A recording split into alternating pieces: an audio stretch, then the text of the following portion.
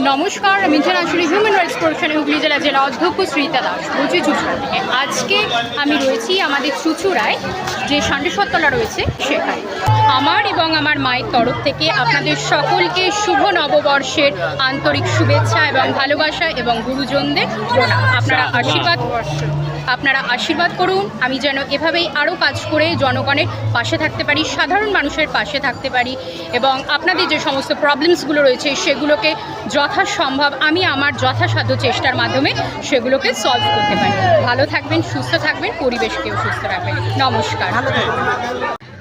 আপনাদের সবসময় আমি নোংরা আবর্জনা কোথায় কি পড়ে রয়েছে সেই জিনিসগুলো বা কোথায় কীরকম দুরাবস্থায় সেইগুলো আমি আপনাদের সামনে তুলে ধরি এবং কাজ হলেও সেইগুলোও আমি আপনাদের সামনে তুলে ধরি। তো আজকে আমি একটু ডিফারেন্ট জিনিসটা করছি, যেহেতু নববর্ষ, আপনাদের সকলের দিন শুভ হোক, পুরো বছরটা খুব ভালোভাবে কাটান এবং তার জন্য একটা খুব সুন্দর জিনিস দিয়ে আমি আজকে দিনটা শুরু করছি।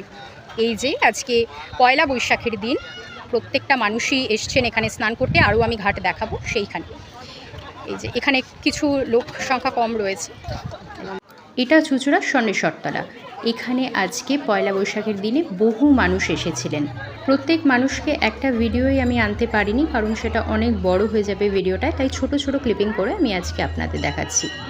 মন্দিরের মধ্যেই ওরা শুয়ে রয়েছে, ও দাঁড়িয়ে রয়েছে।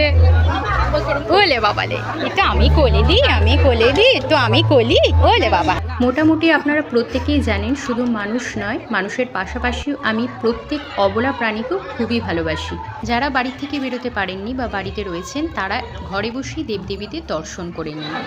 তার মাঝখানে যে অবলা প্রাণীগুলো এখানে যে ঠাঁই পেয়েছে, দেখে খুব সুন্দর লাগছে। এই ভিডিওয়ে আরও কিছু অবলা প্রাণীর ঝলক আপনারা দেখতে পারবেন। যে মানুষজন চান করছে, আরো তো সব চান হয়ে গেল, পুজো হয়ে গেছে সবার।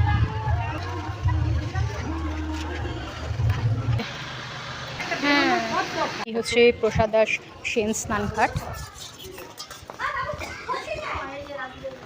পয়লা বৈশাখ আজকে এই যে বহু মানুষ এসছেন এখানে স্নান করতে, পুজো দিতে।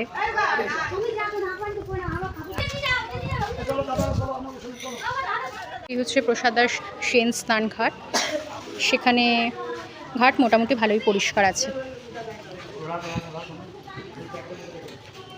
ঘাটটা পরিষ্কারই আছে। আপনারা যারা বেশিরভাগ সময় বাড়িতে থাকেন, বেশি দূরে যেতে পারেন না, তারা যে কোনো সময় একটি টোটো ধরে এই সমস্ত জায়গা এবং মন্দিরগুলো ঘুরে আসতে পারেন। অবশ্যই খুবই ভালো লাগবে।